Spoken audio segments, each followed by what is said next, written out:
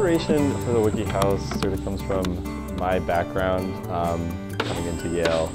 I had studied architecture and had always been interested in built systems, but was interested in a way to build that might end up improving an environmental condition. So I guess what I study here is sustainable building in a way.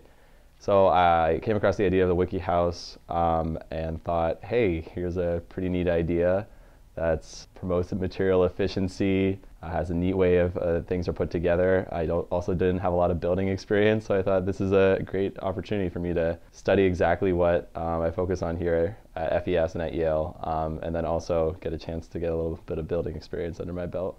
When Peter first came to me and suggested this idea of a Wikihouse, which I had never heard of, I was excited from the get-go. That said, I was also a little bit hesitant. I had to know what this was, how it was actually going to go up, and how long it was going to last.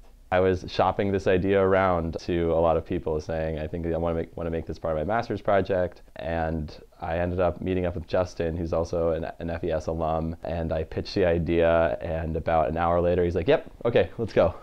The answer to whether this Wikihouse would have relevance to the greater West Campus community relied upon me reaching out to a few other groups and thinking about whether this could be used as an outdoor classroom, whether it could be used as a different type of space at Yale. And I think the answer quickly became yes. One of the neatest things about this project was that I got such a wide swath of investors and supporters from not only the Yale community, but across the Connecticut community, along with 5 different institutions within Yale that provided me funding. I also was able to partner with Breakfast Woodworks out in Guilford, Connecticut. And the guy over there is a Yale alum, and he sees this project and scratching his head being like, I don't know what you're doing, but it looks pretty neat. So they were fantastic and ended up being critical in seeing this thing all the way through. On paper, or rather in digital paper on screen, the tabs that we cut out slotted very nicely right into the holes that they were destined for. In practice, as we put this together in the late summer and early fall in New England,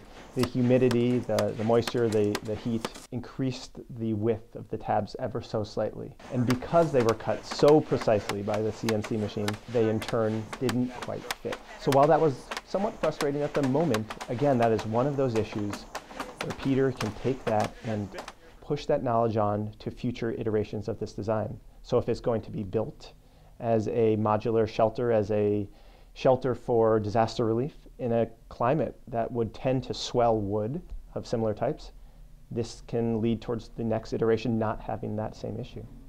The structure itself is beautiful, it's minimal, and being surrounded by an invasive but beautiful plant allows it to act as a very